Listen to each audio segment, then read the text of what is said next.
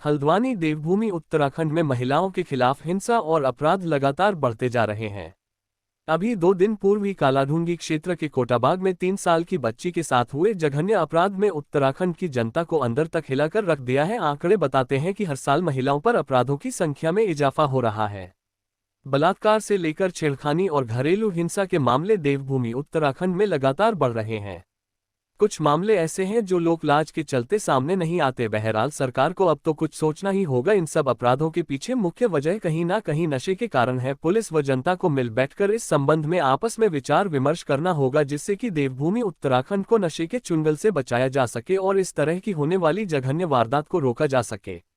इस पूरे मामले में शहर की आम जनता का क्या कहना है, आप भी सुनिए। शर्मनाक विषय है और निंदनीय विषय है। जिस प्रकार से हमारे समाज में ये आपराधिक प्रवृत्ति के लोग पनप रहे हैं, बढ़ रहे हैं और महिलाओं के संग ऐसे अपराध हो रहे हैं। मेरा यहाँ पे सरकार और शासन प्रशासन से निवेदन है कि इसमें एक जल्दी ही सरकार को कठोर कानून और कठोर नियम लाना चाहिए, जिससे कि इस तरह की सोच रखने वाले लोग 100 बार कोई कृत्य करने से पहले 100 बार सोचें कि हमें इसके परिणाम स्वरूप क्या दंड मिलने वाला है। अगर कठोर यहाँ पे दंड का प्रावधान सरकार की तरफ से रहेगा तो मैं मानता हूँ कि इस तरह की घटनाओं में 90% तक रोक लगाई जा सकती है। और मेरा अभिभावकों से भी निवेदन है कि वो अपने बच्चों को एक ऐसा जीवन, संयमित जीवन दें और ऐसे संस्कार दें। हम जहाँ बातें करते हैं बेटियों को संस्कार देने की, और आज समाज को ज़रूरत है कि अपने बेटों को संस्कार देने की। और जहाँ तक नशे वाली बात है, नशे में बच्चा तब पड़ता है जब वो एकांकी जीवन जीता है। पहले से आउटडोर गेम्स होते थे, क्रिकेट, सैम्पोलिया और बैडमिंटन और गिल्ली डंडा वगैरह, तो बच्चों को इतना फुर्सत ही नहीं मिलती थी कि वो नशे की तरफ को या नशे की प्रवृत्ति की तरफ को अपना रुझान करें। आजकल ये सारे गेम बंद हो गए हैं, लोग मोबाइल तक सीमित रह गए हैं, घर से बाहर नहीं निकल रहे हैं, धूप के दर्शन नहीं कर रहे हैं। तो ये मोबाइल जहाँ तक हमारी सुविधाएँ और ज्ञानवर्धक है, उससे ज़्यादा ये खतरनाक भी है अगर इसका दुरुपयोग किया जाए। तो इस वजह से भी मैं मानता हूँ कि बच्चों के लिए मोबाइल भी बहुत हानिकारक है, जिससे हमारे बच्चे नशे की प्रवृत्ति और आपराधिक प्रवृत्ति की तरफ को जा रहे हैं। तो हम अभिभावकों को भी ध्यान देना पड़ेगा और समाज को भी ध्यान देना पड़ेगा, शासन प्रशासन के साथ साथ। आपका नाम? मनोज जोशी।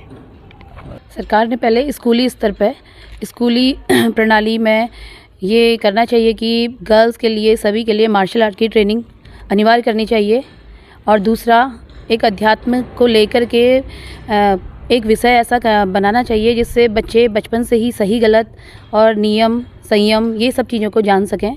और ऐसा करने से ये होगा कि आगे चल के बच्चे जब थोड़ा सा बड़े होते हैं, टीनेजर में पहुंचते हैं, तो वो थोड़ा थोड़ा इन चीज़ों का ज्ञान लेते हुए सही गलत को करते हुए बढ़ते रहेंगे, तो कभी गलत नहीं होंगे। आपका नाम? राखी जोशी जी। उसके बारे में मैं ये कहना चाहती हूँ कि आप डाटा उठा के देखिए, जिन देशों में सख्त कानून लागू हैं उन देशों में ये घटनाएं ना के बराबर हैं या नहीं, मतलब नहीं होती हैं। तो हमारे देश में एक सख्त कानून लागू करने की बहुत ज़्यादा आवश्यकता है। चलिए कानून को देखते हुए हैं, आगे हम देखते हैं। हमें अपने घर से इसकी शुरुआत करनी होगी। हमें अपने बेटों को, बेटियों के साथ साथ हमें अपने बेटों को भी इस बारे में जागरूक करना होगा कि क्या सही है, क्या गलत है। बचपन से अगर उन्हें हम हर चीज़ सिखाते हुए चलें, हम साइंस में ध्यान देते हैं, मैथ्स में ध्यान देते हैं, उस बच्चे के किस सब्जेक्ट में कितने मार्क्स आए हैं, बच्चा स्पोर्ट्स करना चाहता है, माएँ उनको लेकर घूम रही हैं, ले जा रही हैं, लेकिन हम उसके कैरेक्टर पर ध्यान नहीं देते, संस्कारों पर ध्यान नहीं देते। हर माँ को ज़रूरत है वो अपने बच्चों के संस्कारों पर ध्यान दे। हम बेटियों को सिखाते हैं, बेटा ऐसे हंसो, ऐसे बैठो, बाहर वाले आए हैं, आपको कैसे रहना है, आपने ऐसे कपड़े पहनने हैं। हम बेटों को क्यों नहीं सिखाते कि बेटियों के संग कैसे व्यवहार करना है, बाहर आप किसी लड़की से मिले तो आप उसके संग कैसे व्यवहार करना है। अगर हर माँ अपने बच्चों को बचपन से संस्कार देगी तो मेरे ख्याल से ये घटनाएं कम होने लगेंगी। आपका नाम? मेरा नाम तनुजा शर्मा है। उत्तराखंड में इतने सारे केसेस बढ़ रहे हैं, रेप केस बढ़ रहा है, हत्याएं हो रही हैं, सब कुछ। उसके लिए एक कानून बनना चाहिए, जैसे विदेशों में है कि रेप केस हुआ तो डायरेक्ट फांसी या फिर सर उनका काट दिया जाता है या फिर ज़मीन में गाड़ दिया जाता है, जैसे पाकिस्तान में है। वही चीज़ें हमारे यहाँ पे भी होनी चाहिए कि इससे जो ये सब चीज़ें हो रही हैं वो कम हो। अदरवाइज़ हमारा देश देवभूमि के नाम से तो प्रसिद्ध है, पर देवभूमि कब बनेगा पता नहीं। आपका नाम? मेरा नाम पूजा शर्मा। देखिए, इस समय जो घटनाएं हो रही हैं, सबसे पहले हमारे समाज को सुधारना होगा, क्योंकि समाज में जब हम लोग, हमारे बच्चे जब आते हैं समाज में, क्या है, हम अपने बच्चों को तो सिखाते हैं, लेकिन बेटों को भी हमें उतना ही ध्यान देना चाहिए। बच्चे, हमारा बेटा क्या कर रहा है बाहर जाके। हम अपनी बेटियों को तो ये कहते हैं कि बेटा बाहर जा रहे हो, ऐसा करना है, वैसा करना है, लेकिन हम अपने बेटे से ये नहीं पूछते हैं कि आप कितने इस समय क्यों लेट हुए और क्यों आ रहे हो, इतनी लेट क्यों हुए हैं। हम अपने बेटों से कभी भी नहीं पूछते हैं।